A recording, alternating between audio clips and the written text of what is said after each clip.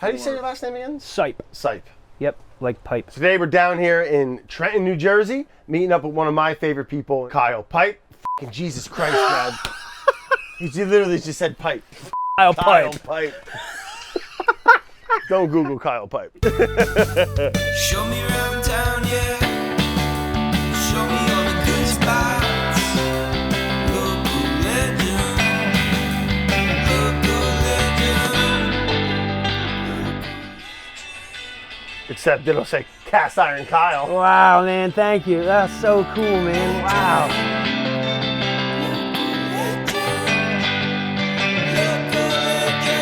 All right, you rolling? Hey, what's going on? This is Cast Iron Kyle. Man, me. Don't overthink it. I struggle too. This is Cast Iron Kyle. My whole goal is to keep the golden era of cookware alive by making sure people know how to use them and take care of them. Nailed it. No, no. One take Kyle, dude. All right, run it. Let's see, let's see if I can remember. Today we're meeting up with a local legend, Cast Iron Kyle. He's an industrial welder in Trenton, New Jersey, but his other passion is how I found out about him: finding and fixing vintage cast irons. His background in metalwork has informed his technical knowledge about this cookware, but it goes way beyond that. There's meaning behind it as well. His whole philosophy is centered around producing less waste by taking care of your stuff. They built great cast iron 100, 200 years ago. There's no need to buy something new if it's already working. The old saying, if it ain't broke, don't fix it. It's the same exact clasp. It's the same necklace. This is probably 80 years old, 60 years old maybe. Same clasp? Yeah. Are you fucking kidding? Are you kidding me? What the? My wife Peggy, I gave it to her, and then she put it on me, and she's like, "It looks 10 times better on you. Like you should wear it." I bought this for her, and she didn't. She said it looks better on you. Stop it. Go ask her. Yeah, I'm not even kidding you. Same f***ing story, Same Kyle. thing. Yep. This is freaking me out a little bit. Oh yeah. When we first pulled up here, Yeah. I drove up about 4 or 5 houses. I turned around in the driveway. Yeah. 2 rocking chairs. No one in them. One of them's rocking. Dude, today is getting a little weird. I have to stop. I'm going. Oh boy. Necklaces, same story. Brothers, buy from another mother. This is predetermined. Once you get a good cast iron, like a couple of the ones that I got from you when we first met at my house in Union City, are to this day, hands down, the best pans I use. I see him still in the videos. I'm like, oh, there she is. The I old use Wagner. my little one this big. Little is Wagner egg skillet. Yeah. Little egg skillet, man. Yep. It's the best. I don't even have to wash it. You just kind of wipe it off. What I'd love to teach people, including myself, is what to look for when you're out there looking for things. And when you do have one, say it's in good condition or if it's in rough condition, what you can do to preserve that piece of art and make it functional. What you did really turn me on to is these old American early 1900s cast irons. Man, they're amazing. They're a well-made, high-quality cooking tool. So where'd you get this big old Le Creuset? Is it a Le Creuset? Yeah. Looks like it. So it's super old. I was told it was pre-war. See how it says K? The letter of the alphabet that it was coincided with how many quarts it was. So K is the 11th letter of the alphabet. This is an 11 quart. Oh. Isn't that wild? Like you could bathe a baby in this thing. Look how big it is. This is the coolest Le Creuset I've ever seen. I have the little sibling of it. Does I don't know if it's the same. No. It's got the black? Yeah. Okay. Yeah, but that's what told me this was really old. $20 you got this for? Stuff was made back in the day to be, it wasn't built to be replaced. So many things you see now, they have, the warranty is there for a reason. Like, well, this is going to wear out in 10 years. But cast iron, they built it knowing they're only going to have to do it once. The cast iron was it. That was the original nonstick, the original Dutch oven, the original everything. You know, you see a lot of these old cast irons, Lake Ontario, Erie type of Pennsylvania. A lot of these pans were mined from original iron ore. It was like virgin steel. Yeah, they weren't made out of somebody's, iron. rollerblade bearings or some melted down, you know what I mean? These were, if you think about it, Erie and Griswold, it's as American as Ford. I want to go into that. Like I started a podcast with my brother to do history, to teach people the history of these things. We get in really deep. Like I take like a month to do the research. Did I tell you that the Griswold, the founder's grandson, reached out to me? Matthew Griswold? Yeah. Matthew Griswold reached out to you? Are you kidding me? And he was like, it's really cool that you're doing this stuff with Kyle. Are you kidding me? He said he knew. I think it was Matt. I want to interview him. Mr. Griswold, if you're watching, if there is ever a man that is a carrier of the torch of your family's passion, it's Mr. Kyle here, all right? That's it. That would be the move, Jesus. Kyle. I'm getting away from Google. I like learning things from people. What's the difference? Like, why does a magnet stick to this? Yeah. Right. Every magnet will stick to a cast iron, yeah. Iron. Yep. But how come you can't weld it? Why is it different than steel? Like, what is cast iron? So cast iron, if you were to look at cast iron under a microscope, it would almost look like coral or like a sponge. Porous as hell. Porous as all hell, and that's the property of it that allows it to retain the seasoning. It draws it in just like a sponge. And you'll see if you try to weld this, it would just pop and bubble. It ruins the value, in my opinion. Just hang it up, let it be a piece of history. They're family heirlooms after a while. That's what really got me into this. You know, my grandmother's skillet, having that piece and saying, man, what that means to me now. This is something that has been loved for over 100 years. I'm really excited to go pick some cast iron with you, see some of your spots. You've built relationships with these vendors that we're going to. They're friends, they're like family. You meet so many awesome people. There's a whole list of different characters of people that sling this stuff around. It's a culture, it's a whole culture. I mean, if there's anybody I want to pull that curtain back for, it'd be you. I feel like you could, understand that the depth of importance of what this all means. So Heck yeah. Yeah, I'm excited to get into it. Let's go pick some cast iron. I'd love to come back and fix up what we picked. Yeah. You know, and yeah, heck yeah. Time we got. You boys hungry? Good. Wow. Kyle likes to go to his spots first thing in the morning to get dibs on the new goods. Since it was already afternoon, I spent the rest of the day getting to know Trenton through Kyle's eyes, and it was epic. Yeah, boy! Fifth to second? I got it off a man's head at a bar in Sheridan, Wyoming. But more on that later. Let's get to business first. Early Sunday morning for the cast iron hut. Yeah, little locks, dude. A half a pound of locks on there. Look at that, look at that. That's heavy, huh? This behemoth. I never seen nobody cut Taylor ham that thick. But, you know, I'm from North Jersey. We call it Taylor ham. Down here, we're a major pork roll country. Kind of the birthplace of the product.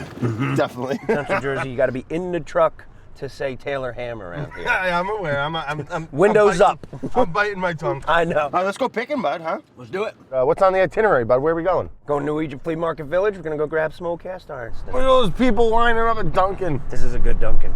That's a weird sentence. Dude, they're good though. There you got the drive-through ATM on the far left there.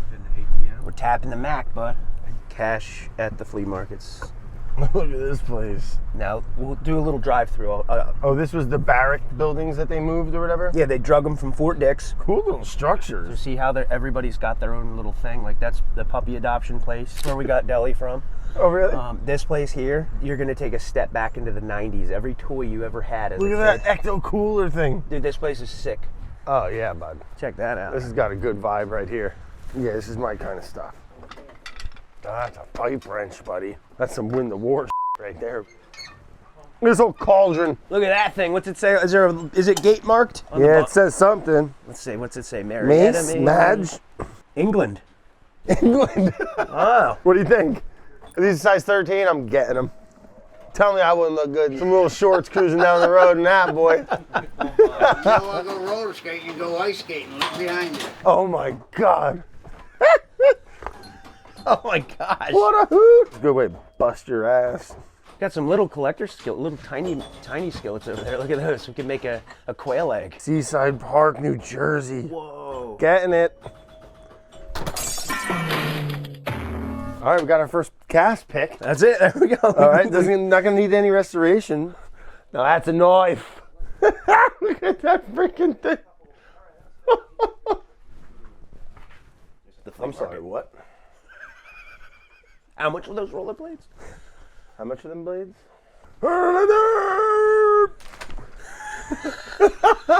Come on, dude. Are you kidding me? Look at the He-Man figures. Dude, Skeletor. Whoa. Oh, the G.I. Joes I got. I had that guy. You I did? Oh, yeah, dude. Bathtub and all. Are you kidding me? He was a badass. I had him. Oh, yeah. Wanted him. Dude, look at this guy. He looks like such a douchebag. Like, this guy wants to punch me and, like, slap your girl's butt. Little barn sale, bud. Oh yeah, here we are. This is the spot. This is, and apparently there's a T-Rex in What the car. the hell is that? Let me stop the car. That's your phone, Kyle. It's my alarm, yeah. I won't wake up unless there's a T-Rex in my room. You're a monster. So this is Paul's Barn, it's called. It's not a Paul's Barn. big business kind of thing. It's just this guy, he sets his barn up. Let's go picking, bud. Let's do it. Paul's barn. Paul, this is my buddy Brad. Hey, how's it going? Brad Leone. This is your spot, right? Yeah. How long you been doing this for? About 2 weeks. Yeah. I've been collecting for over 50 years, but I've been doing this for 30. Amazing. And we talked about my grandmom yesterday. Paul knew my grandmom Joan pretty well. Yeah. She was a big antiquer. My grandmother always told me, I have your great-great-grandmother's cast iron from 1916. It was used on our family's farm, but I don't want to give it to you yet. She goes, but I'll promise you this. If I ever feel like I'm getting real sick or if I'm not going to come back, Whoa. I'm going to put it in the oven for you. About a year or so after, she got real sick. It wasn't really planned, her passing. And we had her celebration of life or whatever, went back to her house, and we opened the oven and the skillet was sitting in there. At a young age, I spent a lot of time with her. She'd take me to auctions, and when we're at the auction, you sit on your hands, because if you put your hand up and they bid and I have to buy some piece of art that I don't want, you know, and I on your hands. I never saw her buy anything new. She always fixed or knew how to use the old stuff. And she was a negotiator. Oh my God, she was tighter than a frog's butt in the winter. Well, we won't haggle you, all right? This is what heats the place? Yeah. We got spray foam insulation. This thing's tighter than a frog's ass, Ian. Thanks, man. Oh, man. This place, huh? Don't bump into nothing. No, don't bump into nothing. Oh, he is squared away, man. Oh, these lanterns. Lanterns. You want a bottle or something? I love this stuff, man. I get lost in here. I don't know why I'm whispering like it's a library. I know we're here looking for casts, but I'm such a little bushel boy. Look at that thing. Look at that cute little thing. You are a little bushel boy. I might have to get this. Dude, look at these. There you go. For the garden? You said you're a bushel boy, right? Oh, am I? Bushel boy Brad, dude. Look at these cute little, picking little Japanese wineberries in the backyard. Yeah, Japanese wineberries. You know what this is?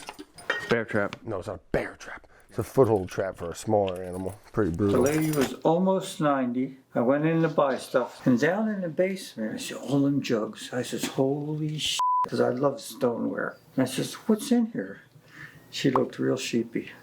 My grandfather was a bootlegger. That's how we got all our money.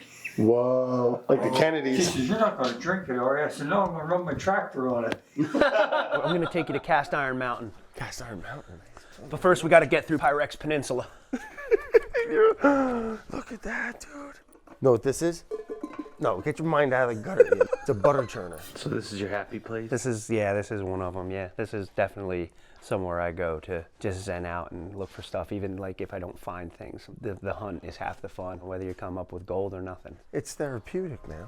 There's Cast Iron Mountain. Pretty neat. Look at that.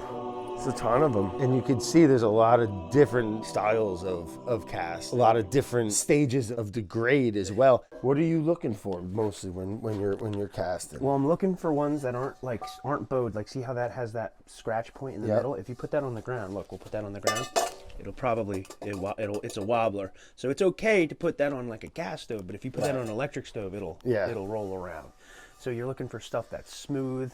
You're looking for stuff that sits flat. You're looking, obviously, no cracks. Bows are fine. You can cook in a skillet that's bowed. It's just, sometimes people aesthetically don't like that. Now, do you usually not buy ones that don't have like a maker mark? Yeah, because I like to be able to tell who it is. It's easier to tell people about it. It is a nice one. It's a good chicken fryer. It's an old lodge, I could tell, because that raised 8 on the handle. Oh, really? Yeah, or somebody casted a lodge, copied it, and didn't put the logo on. What is that? When you see 8s or 12s, is that have like a volume thing, or is that just a sizing? So a number 8 skillet measures 10 3/4 across. That number 8 was the size 8 hole in an antique stove.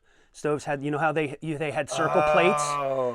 That's what that coincides with. So it went on an 8 burner. Yep, went on an 8 burner. If you had a 12 burner, you had some money in 1916. You had to have a big beefy stove. You were cooking for some people. You were cooking for the whole farm. Correct me if I'm wrong, but they're not all made the same, right? I mean, it feels different. Yeah, and now this is a Wagner, 1940s. Oh, wow. Feel the quality of the heaviness to it and like how This is better. a nice pan if you cleaned it up. Yeah, we should snag that one. You can tell that big W right there. It's a Wagner, so the quality's there regardless of the This size. is a great size. Making a burger for yourself, wham, dude. Or one pancake. Now, if you don't know what you're looking for, you could buy a piece of garbage real quick. You try and tell me what that is.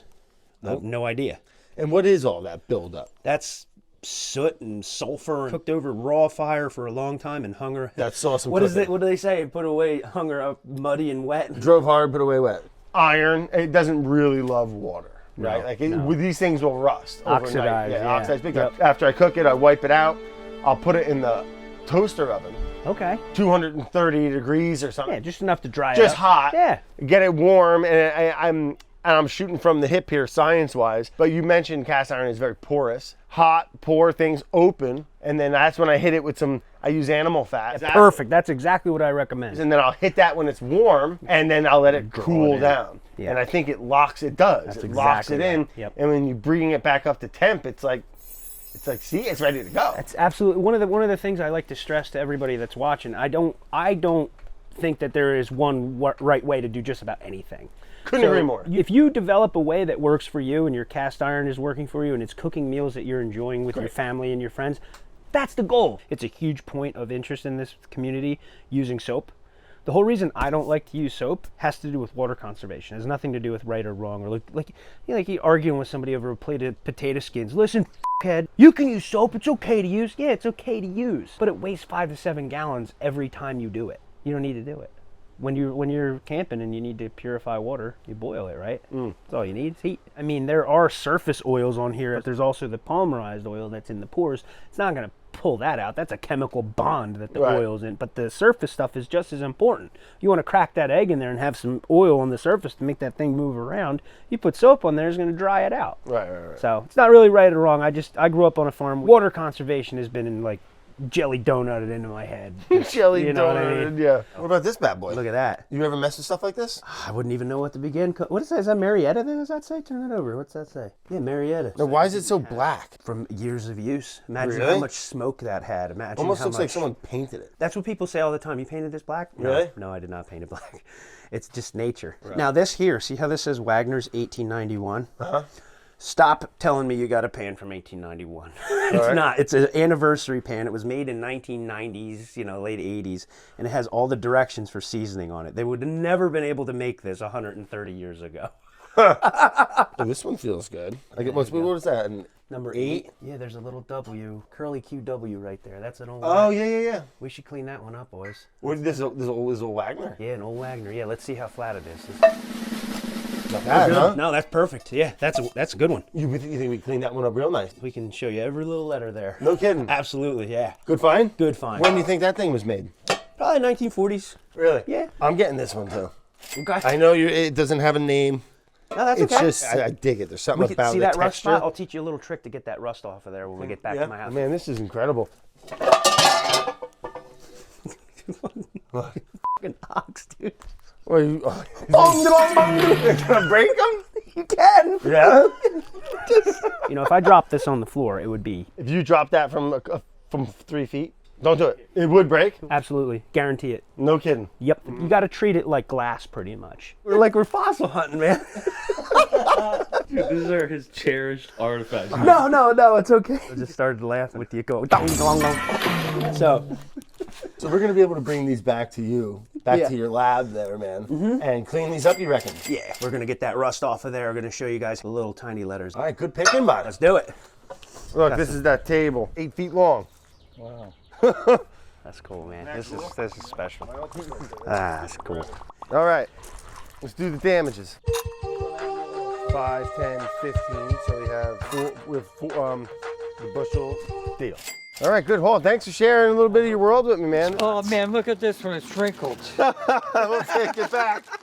Thank you again, man. Let's go back to your place and Go through the bounty. Fix up our haul. Let's pull them out, man. So we got this little guy, little Wagner rusty bug there. We got this other one here. I think it's a Wagner. Pull that other that unidentified one that I loved so much that you would have passed. What's some of the methods you would use to clean these up? So with the rusty one, it's as simple as distilled white vinegar and 1-to-1 ratio. So if you use a gallon of vinegar, you use a gallon of water. A lot of people are turned off if there's like a little pitting sometimes, right. But I call them seasoning traps. All right. All that does is allow for a little more oil to sit in. My Right. good filet mignon pan is a Griswold number 6 that looks like the surface of the moon. And I could still put a steak in there and sling it around like it's nothing. When you're doing this, you need good ventilation, you need a lot of rags, you need your steel wool, just get the airflow going and pour that gallon of vinegar right in there. Yes, sir.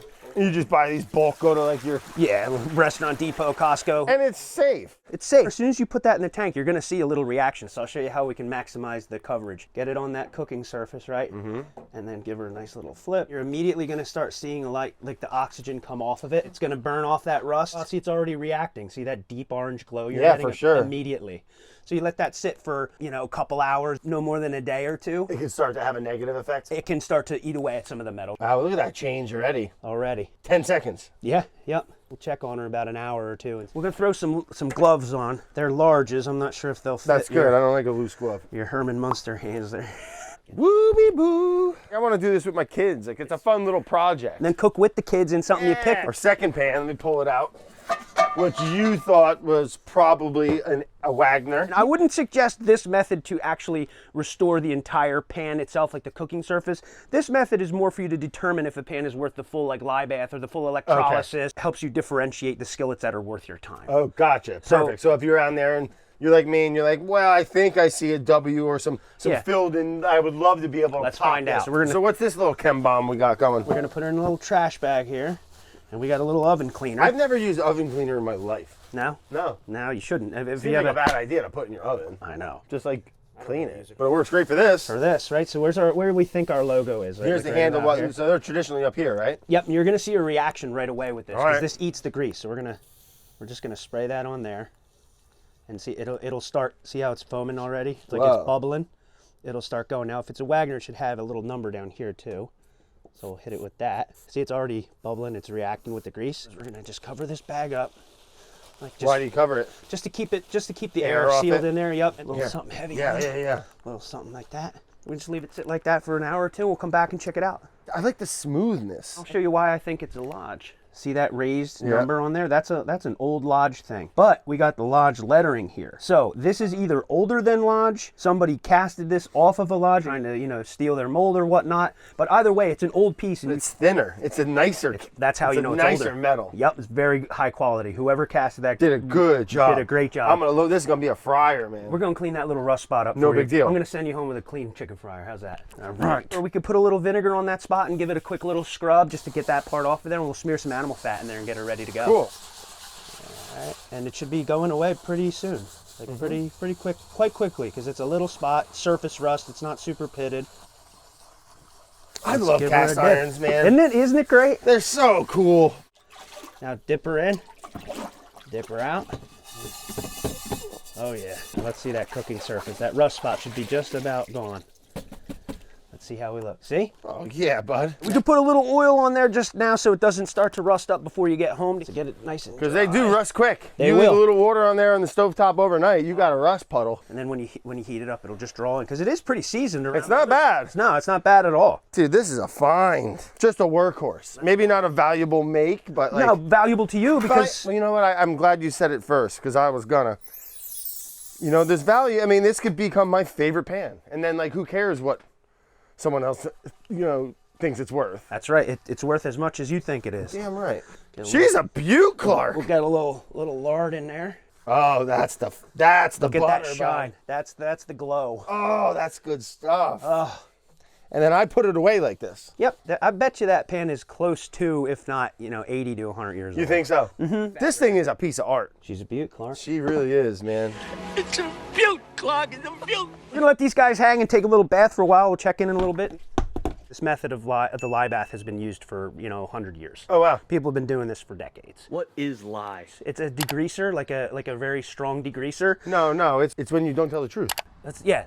Or when you tell the truth and it doesn't hurt anybody. They call it a white lie, right? Oh, yeah, white lie, yeah. It's a degreasing agent that people use, household setting that it eats grease. People used to use it for soap. It is highly corrosive. The lye that you put on the skillets for this lye bath, you neutralize it in vinegar. When you find an older skillet and you're not sure what it is, you use that trash bag method. And in this instance, it exposed the favorite cookware logo. Oh, wow. Which lets me know, like, this skillet is totally worth the long... Look at all the crud that was on there. Yeah, but that lye, look. Wow. That's just, you're talking decades. Decades of buildup. Decades of buildup. The amount of crud that was on that thing, if it was unmarked, would not be worth the time that I would put into a favorite Peakware from the 1920s. To totally restore it. Absolutely. This is my lye bath. I have my own blend. Love that. What works best for me, and I know the time period the stuff can stay in for. Because you can do some damage. Yeah, too strong, too long, too much water will rust it up. Every guy that's in the cast iron world has their own blend that works for them. And this is what has worked well for me. The sad part about the lye bath sometimes is you expose what you can't see with all the crud on it, and this one is unfortunately cracked. Oh man. You hear that rattly knock instead of like a picture like a bell. Like a bell. It's a dead thud. That thing's nice. The inside is nice. great. Oh, That's okay. That's okay. It's not gonna hurt you. It'll sting a little bit. Keep your stainless steel wool dry. Don't let it fall to the bottom of the tank, or you'll have to go get another one. Yeah, I'd need to buy them big gloves. them horse breeding gloves. Get down in it. Yeah, if you got a neighbor with some big bins with different types of chemicals in there, they're either dissolving bodies or fixing cast iron. Man, you put a lot of work into these things, you know what I mean? And it's like, Thank you. You get what you pay for every time. Every time. Here you Bro, go. look, you got a nice little, this is a nice little shop you got here, bud. Yeah, got a nice little So we're looking setup. at decades of cast iron Kyle here. Oh my gosh, this is cast iron Kyle. and this Sydney script is one of my prized possessions. Whoa, look at that That was label. hand carved by somebody while the iron was still hot. That's a very hard find. How old is this? 1890s. No kidding. Like 130 years old. That easy. Yep. And we got to talk about this real quick, bud. Oh yeah, let's check that out. First of all, you saved this for my wife. Yep, because she- you are a very thoughtful, sweet man. It's a cast bottle opener. Yep, mount it right to the wall. Look Sick, right? at him, dude. He's fired up. Oh, let's check out what happened in the oven cleaner. Let's see some science. All right, Oh, so the whoa, oven huh? cleaner. Look at that W. Oh, snuck out on us, right? Let's get it What in. W? That W. Oh, whoa. Give it a little scrubby scrub. Dude, that stuff really worked. So let's give her a dip. You ready for the big reveal? Yeah. Should say Wagner, and the bottom number should be 1058. Yeah. And if Kyle. it's a good one, it'll have Legend. it'll have a letter next to it, and the lower the letter, the Yep. older it is. So we want a low number of the alphabet. Let's see what we got. Oh, what? 1058. Hey, baby, that's an oldie. Really? Yeah. Look how much that popped. Right? In just a short amount of time. Now we know that this baby Whoa. can now go in the lye bath, and we can clean the rest of it. You couldn't see any of that. None of it. So now we know it's worth the time. I'll throw in the lye bath. I see the brilliance in using this method to identify what now we know it's worth investing your time and effort and energy into restoring this back into a fully functioning, beautiful piece of cookware art, really. And what's going on here now? Well, this is the vinegar water solution. This rust is going to start lifting. Wow, look how much it did react, though. Yeah, you can see it's down to black where it was rusted up before. And that rust will start coming right off. Because it's, I mean, rust is just the oxidation of Yeah, it's just iron, right? air and water reacting with steel. Give her a dip. And then look at the back. See, it's getting, see, It's looking getting down there. the steel. It's work, man. It's a lot of work. Now we're gonna see what logo we got on here. There should be another four-digit logo number on the bottom. Oh, yeah, wow. Strong circles. Wagner Ware, Sydney O, 1053I. Aye, wow. I like the cast iron Wagner ware, the double, good design. Cool idea, right? We'll throw it back in the vinegar, let it sit for a little while. I'll keep working on it this week. So outside of the cast iron, man, I know you love blues music. Love blues music. You weld, right? You're a machinist. Yeah, I got a lot into cooking. I used to cook with my grandfather. We were really close. Like, I spent a lot of time with him growing up. He was a mailman in Manhattan. The dude was awesome. Wow. War vet. Never bitched about nothing. He got really sick towards the end of his life, and I was, around 18, 19 years old, and I dropped out of school. I quit the job I had at the time, and I became his round-the-clock Oh, wow. caretaker, because he had Alzheimer's and So you dementia. were taking care of him. Yeah, everything. But one of the joys that we got, and the thing that I learned, was that no matter how bad your faculties get, you eat a pork chop that tastes like a pork chop you had in the 1930s for the first time, your mind comes right back. Wow, Your did heart, you see that with your grandfather? man, I'd put a fried pork chop with some black-eyed peas and a little bit of cornbread on that plate with a little okra with the cornbread that I'd ordered from Tennessee to come Right, up here right. and go. Man, he'd be, wow, it was really good, and he'd remember he ate that. No medicine, no Wow, pharmaceutical huh? product can do that. And Memory, he- smell, Oh, taste. everything brought him right back Isn't that to. incredible? It's just a weird disease, and I don't wish it on anybody. No, but it's if it sad, does, man. if it does happen to anybody, and you're seeing it happen to family members, go cook for them. Yeah. Go get a good meal with them. Find out what they like. Find out what they ate in the 50s. See what And you happens. noticeably You saw light that. them up. Wow. In the middle of the night, his medicine would wear off, whatever, and I would turn on, public access, old Julia Child and like Jacques Yeah, Dupin. heck yeah. And Malto Mario, remember, he would like just cook for his friends. Dude, where he had, I loved that show. Three Yeah. friends. Yep. And he just cooked. It was one of my favorite. Here, try this piece. Here, That try- turned me on to cooking. Like, Same. that was like the original Julia Childs and what's his name? Jacques. And Jacques, yeah. And I would try to make some of these recipes for Oh, him. cool. His level of cognitive ability that came back when we would eat a good meal. He would calm down. He was happier. I did my best to try and make sure he ate good. And what I learned from cooking that long is that cast iron is the way to go. So I take my grandmama on my dad's side with the antiques and the vintage, and I take the love of cooking. A really good way for me to express my love and how I feel for somebody is to say, here, try this. Or if you had a bad day, sit down and eat this. That's the way I show love. That reminds me, my dad growing up, he always said, and I don't know why, it always stuck with me. He always took it very serious. He goes, like, when we have company, what I cook for him is a direct representation of how I feel about you. It's next to how you speak to people. I've been saying it for years. Food, like music, like it's a universal language. Oh, that's cool, man. Thanks for sharing that. It's really cool to see the foundation of what kind of sparks you as a person, but then also into your passion of cookware and learning why you do it, man. It's just it makes me like it that much more, man. What's this gem, buddy? Ooh, look at those little streamers. Now this is what we're gonna call a hanger. That's a This hanger. is going right in the studio, and it's gonna be there forever. And everyone's gonna be like, man, where did you get that freaking thing? From a local legend down in Trenton, New Jersey. Goes by the name of Cast Iron Kyle. That's right.